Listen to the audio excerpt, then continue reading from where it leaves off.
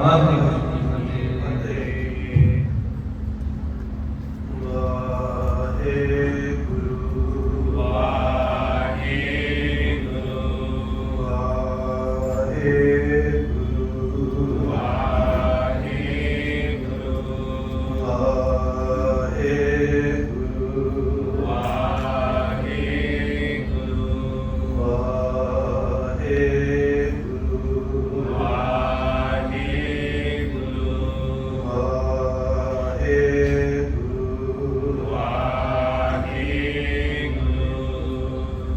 वाहिगुरू जी का खालसा वाहिगुरू जी की फतेह। अज 16वीं पौड़ी की आपां नाल मिल करके विचार करनी है। पहला पाठ करांगे जी। इस पौड़ी नूं थोड़ा जिहा ध्यान दे नाल सारे ने पढ़ना सुनना है। पौड़ी लंबी भी है ते पहलियां पढ़ियां पौड़ियां के मुकाबले थोड़ी औखी भी है, इसलिए सारे ने ध्यान दे नाल पढ़ने की कृपालता करनी जी। सतनाम श्री वाहिगुरू साहिब जी। पंच परवान पंच प्रधान पंच परवान पंच प्रधान पंचे पावे दरगाह मान पंचे पावे दरगाह मान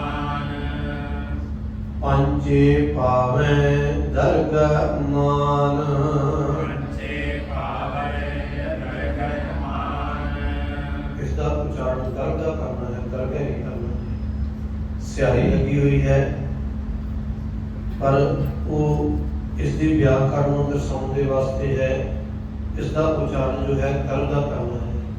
पंचे पावे दरगाह मान पंचे पावे दरगाह मान पंचे सोहे दर राजान पंचे सोहे दरगाह पंचा का गुर एक ध्यान पंचा का गुर एक ध्यान जे को कह कर विचार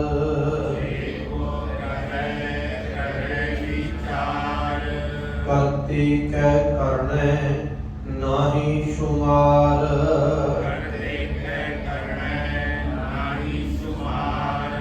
कौल धर्म दया का पूत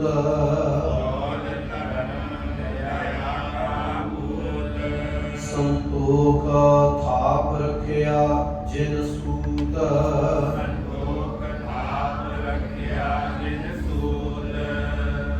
जे को बुझे हुए सचियार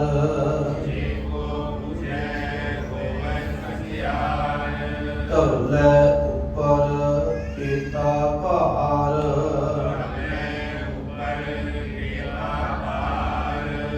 धरती होर परै होर होर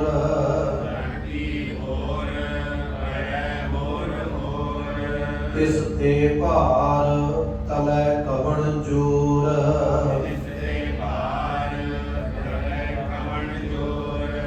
जी जात रंगा के नाम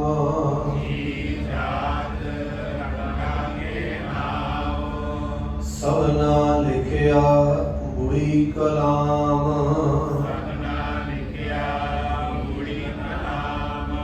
एह लेखा लिख जाने कोए एह लेखा लिख जाने कोए लेखा लिखिया केता होए केता थान सवाल हो रूप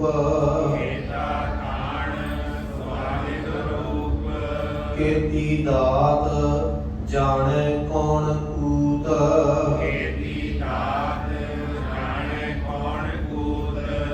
कीता पसाओ एको कवाओ तिसते होए लख दरियाओ कुदरत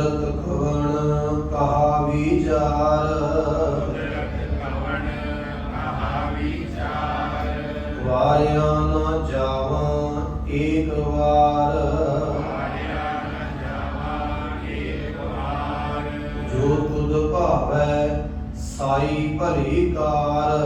ਜੋ ਤੁਝ ਭਾਵੇ ਸਾਈ ਭਲੀਕਾਰ। ਤੂੰ ਸਦਾ ਸਲਾਮਤ ਨਿਰੰਕਾਰ। ਤੂੰ ਸਦਾ ਸਲਾਮਤ ਨਿਰੰਕਾਰ। ਜੁਗ ਜੁਗ ਅਟਲ ਸਹਿਬ ਸਤਿਗੁਰੂ ਸ਼੍ਰੀ ਗੁਰੂ ਗ੍ਰੰਥ ਸਾਹਿਬ ਪਾਤਸ਼ਾਹ ਜੀ ਦੀ ਕਿਰਪਾ ਦਾ ਸਦਕਾ ਕੱਲ੍ਹ ਤੱਕ ਅਸੀਂ 15 ਪੌੜੀਆਂ ਦੀ ਵਿਚਾਰ ਕੀਤੀ ਸੀ। ਕੱਲ੍ਹ ਜੋ ਪੌੜੀਆਂ ਦੀ ਵਿਚਾਰ ਹੋਈ ਹੈ ਉਹ ਮੰਨੇ ਵਾਲੀਆਂ ਦੀ ਸੀ ਕਿ ਮੰਨੈ ਮਾਰਗ ਠਾਕ ਨਾ ਪਾਏ, ਮੰਨੈ ਪਥ ਸੋ ਪ੍ਰਗਟ ਜਾਏ, ਮੰਨੈ ਮਗ ਨਾ ਚੱਲੈ ਪੰਥ, ਮੰਨੈ ਧਰਮ ਸੇਤੀ ਸਰਵੰਤ, ਮੰਨੈ ਪਾਵੈ ਮੋਖ ਦੁਆਰ, ਮੰਨੈ ਪ੍ਰਵਾਰ ਸਧਾਰ, ਮੰਨੈ ਤਰੈ ਤਾਰੀ ਗੁਰ ਸਿੱਖ, ਮੰਨੈ ਨਾਨਕ ਭਵੈ ਨਾ ਭਿਖ। ਇੱਕ ਪੰਕਤੀਆਂ ਜਿਹੜੀਆਂ ਸਾਂਝੀਆਂ ਹਨ ਕਿ ਐਸਾ ਨਾਮ ਨਿਰੰਜਨ ਹੋਏ ਜੇ ਕੋ ਮਨ ਜਾਣੈ ਮਨ ਹੋਏ। ਮੰਨੇ ਵਾਲੀਆਂ ਪੌੜੀਆਂ ਦੇ ਅੰਦਰ ਪਾਤਸ਼ਾਹ ਜੀ ਨੇ ਕਿਹਾ ਸੀ ਕਿ ਜਿਹੜਾ ਮੰਨੇਗਾ, ਜਿਹੜਾ ਪਰਮਾਤਮਾ ਦੇ ਨਾਮ ਨੂੰ, ਗੁਰੂ ਦੇ ਹੁਕਮ ਨੂੰ ਮੰਨਣ ਲੱਗ ਪਏ, ਉਸ ਮਨੁੱਖ ਦੇ ਆਤਮਿਕ ਮਾਰਗ ਦੇ ਵਿੱਚ ਕਦੇ ਕੋਈ ਰੁਕਾਵਟ ਨਹੀਂ ਪੈਂਦੀ, ਰੋਕ ਨਹੀਂ ਪੈਂਦੀ। ਉਹ ਫਿਰ ਸੱਜੇ ਖੱਬੇ ਭਟਕਦਾ ਵੀ ਨਹੀਂ ਹੈ, ਮਗ ਨਾ ਚੱਲਦਾ ਪੰਥ, ਸਿੱਧੇ ਮਾਰਗ ਦੇ ਉੱਤੇ ਚੱਲਦਾ ਹੈ। ਤੇ ਉਸ ਦਾ ਇਸ ਦੇ ਕਾਰਨ ਹੀ ਧਰਮ ਸੇਤੀ ਸਰਵੰਤ, ਧਰਮ ਦੇ ਨਾਲ, ਪਰਮਾਤਮਾ ਦੇ ਹੁਕਮ ਦੇ ਨਾਲ ਸੰਬੰਧ ਵੀ ਬਣ ਜਾਂਦਾ ਹੈ।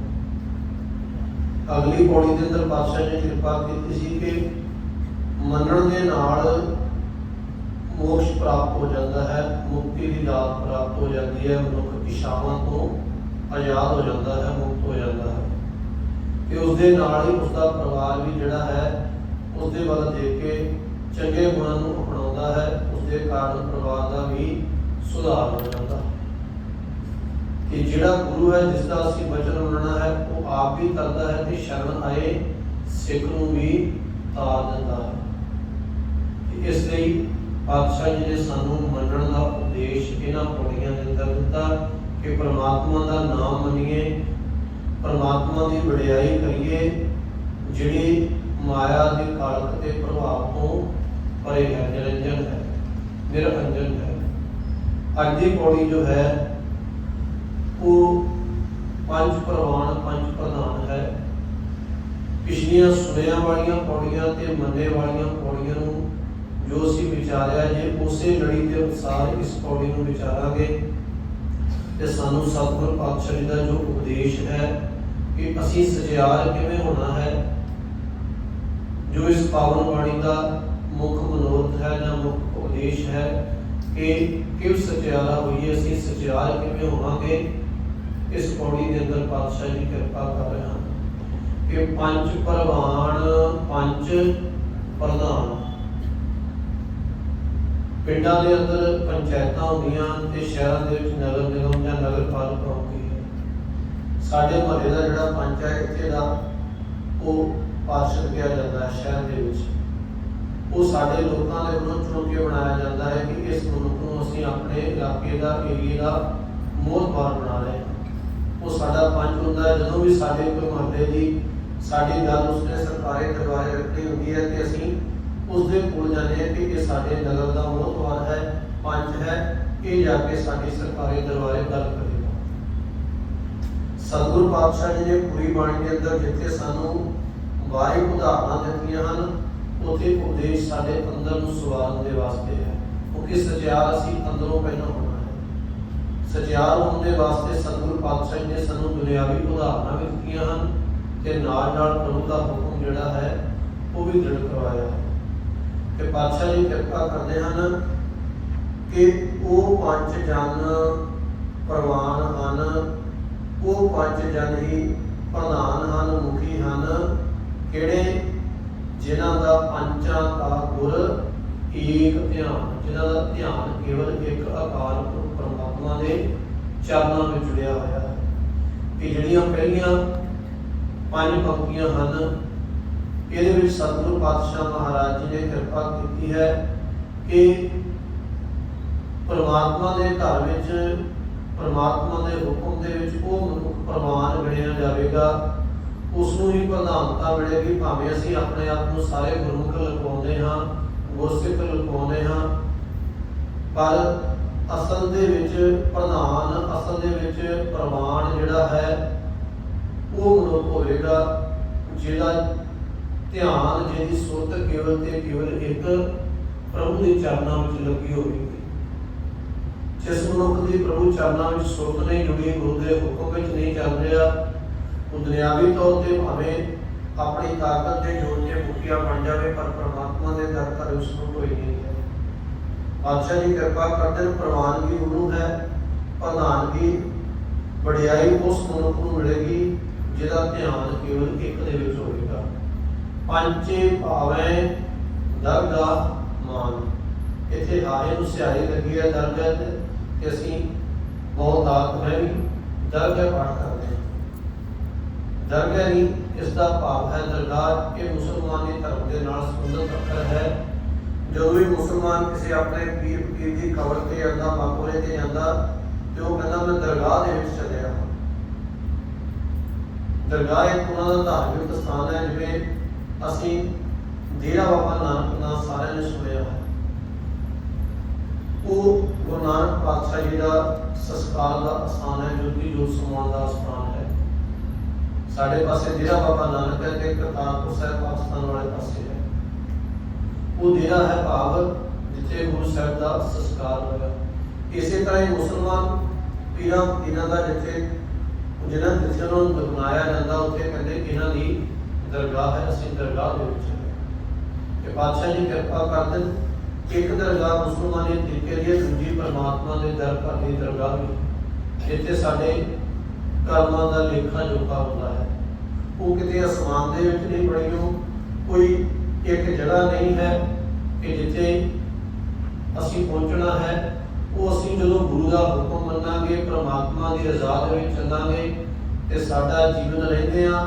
ਕੱਲ ਵੀ ਵਿਚਾਰ ਕੀਤੀ ਸੀ ਕਿ ਇਛਾਵਾਂ ਪੂਰੀਆਂ ਹੋ ਜਾਣਗੀਆਂ, ਖਤਮ ਹੋ ਜਾਣਗੀਆਂ ਤਾਂ ਅਸੀਂ ਮੁਕਤ ਹਾਂ। ਜਿਹੜਾ ਇੱਥੇ ਜਿਉਂਦਿਆਂ ਜੀ ਮੁਕਤ ਹੋ ਗਿਆ, ਉਹ ਪਰਮਾਤਮਾ ਦੇ ਦਰ ਘਰ ਦੇ ਵਿੱਚ ਪ੍ਰਵਾਨ ਗਿਣਿਆ ਜਾਵੇਗਾ। ਪੰਚੇ ਸੂਹੈ ਦਰ ਰਾਜਾਨ, ਜਿਹੜੇ ਪਿੰਡਾਂ ਦੇ ਸ਼ਹਿਰਾਂ ਦੇ ਮੁਖੀ ਹਨ, ਜਦੋਂ ਉਹ ਆਪਣੇ ਕਿਸੇ ਵੀ ਕਾਰਜ ਦੇ ਵਾਸਤੇ ਆਪਣੇ ਵੱਡੇ ਅਹੁਦੇਦਾਰ ਕੋਲ ਜਾਂਦੇ ਹਨ, ਕਿਸੇ ਸਰਕਾਰੀ ਦਰਬਾਰੇ ਜਾਂਦੇ ਹਨ, ਤੇ ਉੱਥੇ ਉਹਨਾਂ ਨੂੰ ਅਲੱਗ ਤੋਂ ਇੱਕ ਕੁਰਸੀ ਮਿਲਦੀ ਹੈ ਕਿ ਇਹ ਇਸ ਨਗਰ ਤੋਂ ਜਾਂ ਇਸ ਸ਼ਹਿਰ ਤੋਂ, ਸ਼ਹਿਰ ਦੇ ਮੁਖੀ ਆਏ ਹਨ, ਉਹਨਾਂ ਨੂੰ ਸਤਿਕਾਰਿਆ ਜਾਂਦਾ ਹੈ। ਪਰ ਜਿਹੜਾ ਅਕਾਲ ਪੁਰਖ ਪਰਮਾਤਮਾ ਹੈ, ਉਹ ਰਾਜਾਨ ਰਾਜਪਾਲ ਨਾਨਕਾਨ ਦੇਵਾਨ ਦੇ ਹੁਕਮਾਂ ਮਹਾਨ ਹੈ, ਉਸਦੀ ਹੁਕਮਾਂ ਵੱਡੀ ਹੈ। ਤੇ ਜਿਹੜਾ ਉਸਦੇ ਹੁਕਮ ਵਿੱਚ ਚੱਲੇਗਾ, ਜਿਹੜਾ ਉਸਦੀ ਰਜ਼ਾ ਦੇ ਵਿੱਚ ਚੱਲੇਗਾ, ਉਸਦੇ ਨਾਮ ਨੂੰ ਮੰਨੇਗਾ, ਸੁਣੇਗਾ, ਪਾਤਸ਼ਾਹ ਜੀ ਕਿਰਪਾ ਕਰਦੇ, ਉਹ ਪੰਜ ਜਿਹੜਾ ਹੈ ਉਸਦੇ ਦਰ ਦੇ ਉੱਤੇ ਵੀ ਸੋਹੇਗਾ, ਭਾਵ ਵਡਿਆਈ ਪ੍ਰਾਪਤ ਕਰੇਗਾ। ਇੱਥੇ ਪੰਜਾਂ ਬੰਦਿਆਂ ਦੀ ਗੱਲ ਨਹੀਂ ਹੈ। ਅਸੀਂ ਬਹੁਤ ਵਾਰ ਕਹਿੰਦੇ ਹਾਂ ਕਿ ਗੁਰੂ ਜੀ ਨੇ ਲਿਖਿਆ ਕਿ ਪੰਜ ਪ੍ਰਵਾਨ, ਪੰਜਾਂ ਬੰਦਿਆਂ ਦੀ ਗੱਲ ਨਹੀਂ। ਇਹ ਜੇ ਉਸ ਹਰ ਮਨੁੱਖ ਦੀ ਗੱਲ ਹੈ ਜਿਹੜਾ ਵੀ ਨਾਮ ਜਪੇਗਾ, ਸੁਣੇਗਾ, ਮੰਨੇਗਾ, ਪਰਮਾਤਮਾ ਦੀ ਰਜ਼ਾ ਦੇ ਵਿੱਚ ਚੱਲੇਗਾ, ਉਹ ਹੀ ਮਨੁੱਖ ਪੰਜ ਹੋਵੇਗਾ, ਭਾਵ ਬਿਰਲਾ ਹੋਵੇਗਾ। ਹੈਨ ਬਿਰਲੇ ਨਾ ਹੀ ਖੜੇ, ਹੁੰਦੇ ਬਿਰਲੇ ਹੀ ਹਨ, ਕੋਈ ਇੱਕਾ ਦੁੱਕਾ ਹੁੰਦੇ ਹਨ, ਪਰ ਜਿਹੜੇ ਵੀ ਹੁੰਦੇ ਹਨ ਗੁਣ ਹੁੰਦੇ ਹਨ। ਉਹਨਾਂ ਨੂੰ ਪਰਮਾਤਮਾ ਦੇ ਘਰ ਵਿੱਚ ਢੋਈ ਮਿਲਦੀ ਹੈ। ਪਰਮਾਤਮਾ ਉਹਨਾਂ ਦੀ ਘਾੜਨਾ ਨੂੰ, ਉਹਨਾਂ ਦੇ ਜੀਵਨ ਨੂੰ ਆਪਣੇ ਦਰ ਦੇ ਉੱਤੇ ਪ੍ਰਵਾਨ ਕਰ ਲੈਂਦਾ ਹੈ ਤੇ ਉਹਨਾਂ ਨੂੰ ਪਰਮਾਤਮਾ ਦੇ ਘਰ ਵਿੱਚ ਸੋਹੈ ਦਰ ਰਾਜਾਨ, ਉਹ ਪ੍ਰਭੂ ਦੇ ਘਰ ਵਿੱਚ ਸ਼ੋਭਾ ਪਾਉਂਦੇ ਹਨ। ਸ਼ੋਭਾ ਪਾਉਂਦਾ ਕੌਣ ਹੈ? ਪੰਚਾਂ ਦਾ ਗੁਰ ਏਕ ਧਿਆਨ, ਉਸ ਪੰਚ ਦਾ, ਉਸ ਮੁਖੀ ਦਾ ਧਿਆਨ ਕੇਵਲ ਤੇ ਕੇਵਲ ਪ੍ਰਭੂ ਚਰਨਾਂ ਦਾ ਹੋਵੇ ਤਾਂ। ਪਰ ਅਸੀਂ ਆਪਣੇ ਵੱਲ ਝਾਤੀ ਮਾਰੀਏ, ਕਿਉਂਕਿ ਸਾਡਾ ਸਾਰਾ ਜਿਹੜਾ ਉਦਮ ਉਪਰਾਲਾ ਹੈ ਇਹ ਆਪਣੇ ਜੀਵਨ ਨੂੰ ਸੁਧਾਰ ਕੇ ਗੁਰੂ ਚਰਨਾਂ ਦਾ ਪ੍ਰੇਮ ਪਾਉਣ ਦਾ ਹੈ। ਬਾਣੀ ਵਿਚਾਰਨੀ ਹੈ ਤਾਂ ਜੋ ਸਾਡੇ ਮਨ ਅੰਦਰ ਗੁਰੂ ਦੇ ਪ੍ਰਤੀ, ਪਰਮਾਤਮਾ ਦੇ ਨਾਮ ਦੇ ਪ੍ਰਤੀ ਪ੍ਰੇਮ ਪੈਦਾ ਹੋਵੇ। ਕਿ ਜੋ ਸਤਿਗੁਰੂ ਪਾਤਸ਼ਾਹ ਜੀ ਨੇ ਇਹ ਗੱਲ ਲਿਖੀ ਹੈ ਕਿ ਪੰਚਾਂ ਕਾ ਗੁਰ ਏਕ ਧਿਆਨ, ਇਹ ਸਾਡੇ ਤੇ ਲਾਗੂ ਹੋ ਰਹੀ ਹੈ ਕਿ ਅਸੀਂ ਅੱਜ ਕੇਵਲ ਇੱਕ ਦੇ ਉੱਤੇ ਭਰੋਸਾ ਕਰਕੇ ਬੈਠੇ ਹਾਂ। ਨਹੀਂ, ਅਸੀਂ ਅੱਜ ਚੁਪੇਰ ਘੜੀ ਜਿਹਨੂੰ ਕਹਿੰਦੇ ਚਾਰੇ ਪਾਸੇ ਭਟਕਣ ਵਾਲੇ ਹਾਂ।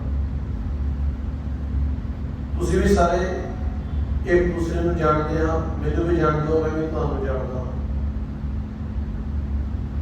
ਅਸੀਂ ਆਪਣੇ ਧਰਮ ਦਾ ਉਹਨਾਂ ਪ੍ਰਚਾਰ ਨਹੀਂ ਕਰ ਰਹੇ ਅੱਜ ਦੇ ਸਮੇਂ ਦੇ ਵਿੱਚ ਜਿੰਨਾ ਸਾਨੂੰ ਦੂਜੇ ਦੇ ਧਰਮਾਂ ਦਾ ਗਿਆਨ ਹੈ। क्योंकि साडा ध्यान उधर जुड़िया है। तो साडा ध्यान एक दे नाल ते फिर नहीं होया। कल ऐतवार है, परसों नूं सोमवार है, ते साडे अद्धे समाज के बंदे श्रवण मास के सोमवार की बधाई करते हैं कि उस दिन शिव जी महाराज सबके ऊपर कृपा करें। मैसेज लिख के असं भेजते हैं दूसरे को। सतगुरु पातशाह जी ने बाणी के अंदर कहा कि चाहे शिव जी है, चाहे ब्रह्मा जी, चाहे विष्णु जी, कोई भी है, वो परमात्मा के अंदर है। परमात्मा ने उन्होंने पैदा किया है। कि असीं फिर बाणी भी पढ़ी जाते हैं, नेता प्रति अपने आप को गुर से गुरमुख भी दवाई जाते हैं, तो साडा ध्यान फिर शिव जी की कृपा असीं अलग लैनी है, गणेश जी की अलग कृपा लैनी है, लक्ष्मी जी की कृपा सानू अलग चाहिए है। तो फिर साडा ध्यान तो एक दे नाल नहीं होया। फिर सानू किवें प्रवानगी मिलेगी गुरु घर ते, किवें साडे उत्ते प्रभु प्रसन्न होएगा। क्योंकि गुरु साहब ने तो निर्णय कर दिता बिना किसी हेर फेर तो, बिना किसी घुमाव तो, कि पंच को है पंचां का गुर एक ध्यान। एक गुरु के हुक्म दे विच, परमात्मा के नाम दे विच जिसका ध्यान होगा प्रवान उन्हें होना है, वडियाई शोभा उसनूं मिलनी है। ते जे असीं चारे पासे भटकांगे फिर सानूं वडियाई नहीं मिल सकती। इसलिए उद्यम करिए, जे विचारते हैं, पढ़ते हैं, सुनते हैं, अपने आप को गुरु साहब के सिख पकवाने हैं, कि गुरु साहब का हुक्म मनना शुरू करिए। पातशाह जी कृपा कर देन, जिहदा ध्यान एक दे विच है वो मनुखी प्रवान गिणिया जाएगा। जे को कहे करे विचार, करते कह करने नाही शुमार। परमात्मा बेअंत है, नाही शुमार तो भाव है जे कोई मनुख परमात्मा के गुणों की वडियाई करनी चाहे वो वडियाई कर सकता है। क्योंकि साडा कर्म ही वडियाई करना। सानू जन्म ही इस करके मिलिया कि असीं परमात्मा की वडियाई करिए, एक दे नाल जुड़ के अपना जन्मां जन्मांतरां का जिहड़ा विछोड़ा है उसनूं खत्म करके प्रभु का प्यार प्राप्त करिए। पर जे कोई मनुख कहे कि मैं गुण के गाने हैं, विचारने हैं, पर मैं उन्हों का अंत पाना है, ये मनुख की सब तो बड़ी भूल है। जे को कहे पिछे कुछ आए असीं पढ़ के आए हाँ पिछे, जे कोई यतन करे कि मैं विचार करके परमात्मा के गुणों का अंत पा लवांगा, कि ये हो नहीं सकता। करते क्या करना है, परमात्मा ने जिहड़ी किरत रची है, सृष्टि रची है, जिहड़ा करता पुरख है, उसको गिणती दे विच शुमार नहीं है। 1 2 4 10 100 1000 तक लखां तक असीं गिणती करांगे, पर एक दे नाल एक जीरो लावांगे, जिथे 10 बनदे ने उत्थे परमात्मा के गुणां दी गिणती होर वध जांदी है। जिन्नियां मर्जी जीरोआं ला लईए पर परमात्मा के गुणां दा अंत नहीं पै सकता।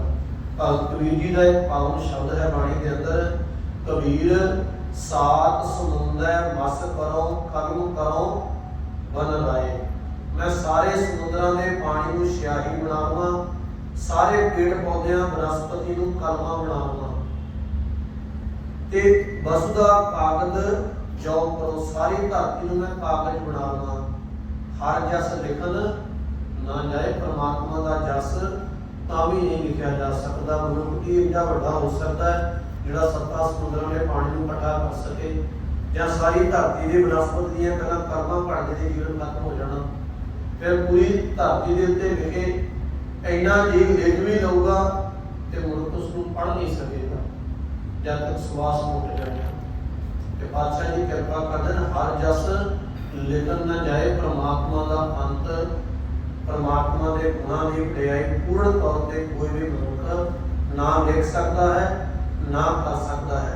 असीं वडियाई करनी है परमात्मा की प्राप्ति वास्ते, परमात्मा का अंत पाने वास्ते नहीं। अंत को चाहन जो गए से आए अंत गवाए। जिहड़े परमात्मा का अंत लभण गए उन्होंने अपना अंत हो गया, पर परमात्मा का अंत को नहीं पा सके। करते क्या करना है ना ही शुमार को लिखतियां दे विच गिणतियां दे विच नहीं होता। धौल धर्म दया का पूत संतोख थाप रखिया जिन सूत। सतगुरु पातशाह जी कृपा करते हैं। इस तो जिहड़ियां अगलियां पौड़ियां उन्होंने विचार पहला जरूरी है, क्योंकि ये जिहड़ा सतगुरु पातशाह जी ने पंक्ति लिखी कि धौल धर्म दया का भूत इसका एक कारण है। पहला पहल एक मनौत होती सी, आप जी ने भी सुनी होगी कि जो भुचाल आता सी ते लोकी कहते सी धरती के थले जिहड़ा बल्द खड़ा है वो हिलिया है। ये कहते सी कि धरती के थले एक बल्द है, उसने धरती को अपने सिंगां ते चक्या है। एक सिंह ते चक्या, जो थक लाया एक सिर छड्ड के दूजे ने धरती चक लाया ते धरती के उत्ते भुचाल आ जाता है। पहला मनौत होती सी जे सी तां ही गुरु नानक पातशाह जी ने इस पौड़ी के अंदर लिखी है कि मनौत चलती सी कि धरती को केवल बल्द ने चक्या है तां धरती खड़ी है। ते फिर विचार सतगुरु पातशाह जी ने पूछा सी कि धरती तो खड़ी है, बल्द के उत्ते मान लिया कि बल्द किहदे थले खड़ा है। बल्द नूं भी कोई सहारा चाहिए धरती को चक्कण दे वास्ते, ते जे उस बल्द के थले होर धरती है फिर उस धरती के थले की है। अगलियां पंक्तियां जिहड़ियां हन कि धवलै पर केता भार, धरती होर परै होर होर तिसते भार तलै पवन जोर। कि जे मान लिया कि बल्द धरती के थले बल्द है तो उसके थले की होगा। जे होर धरती है होर बल्द है होर धरती, जिड्डा मर्जी असीं लंबा चक्कर बना लीए आखिर में एक ना एक ते सानू उस कोट को आसरा चाहिए है जिहदे उत्ते धरती जां आखिरी बल्द या फिर आखिरी धरती टिकी होगी। सतगुरु पातशाह जी ने उस चीज़ का इत्थे जिक्र किया है कि जिहड़ा धर्म धरती रूपी धरती जिहड़ी है वो किसी बल के सिर के उत्ते नहीं टिकी हुई, वो धर्म के सिर के उत्ते टिकी हुई है। धौल धर्म दया का पूत, संतोख थाप रखिया जिन सूत। जिहड़ा साडे अंदर दया के घर पुत्र धर्म रूपी पुत्र पैदा होया है, उस धर्म के नाल जीवन के अंदर संतोख आया है। उस संतोख रूपी धागे ने पूरी धरती को अपने परमात्मा के हुक्म रूपी धागे ने अपने आप के विच धरती को टिकाया होया है। इसके थले कोई बल नहीं है। माला असीं सारे ने देखी है, माला में एक सूत दे विच परोया होता है, धागे दे विच परोया होता है कि जे उस माला का धागा कढ़ दईए ते कि वो माला दे मोती परोए रह सकते हैं, वो बिखर जाएंगे। ये जिहड़ी गल सतगुरु पातशाह जी ने लिखी है ये केवल बाहरी तौर पर धरती के हिलण की नहीं है। पौड़ी लंबी है, उसके विचार आप अगां की गल करांगे। ये धरती हिलण वाली विचार जिहड़ी वो सानू सतगुरु जी ने उदाहरण वास्ते दिती है।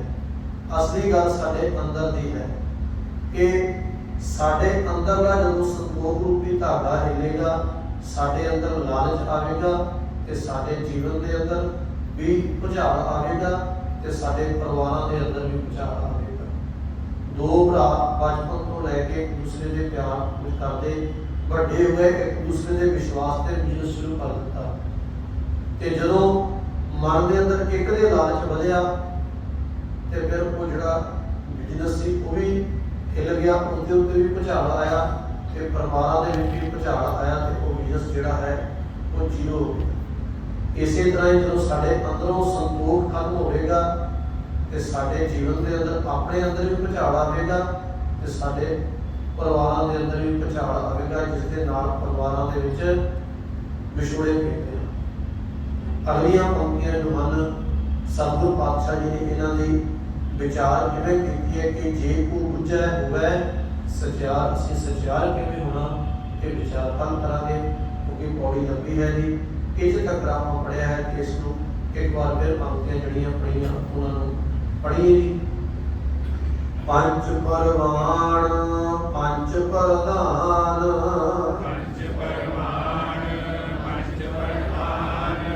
पंचे पावे दरगाह मान,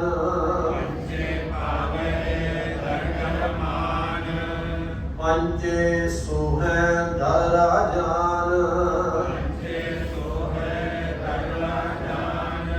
पंचा का गुर एक ध्यान,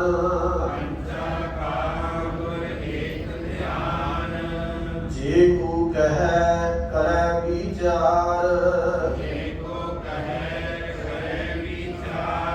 करते कै करने नाही शुमार,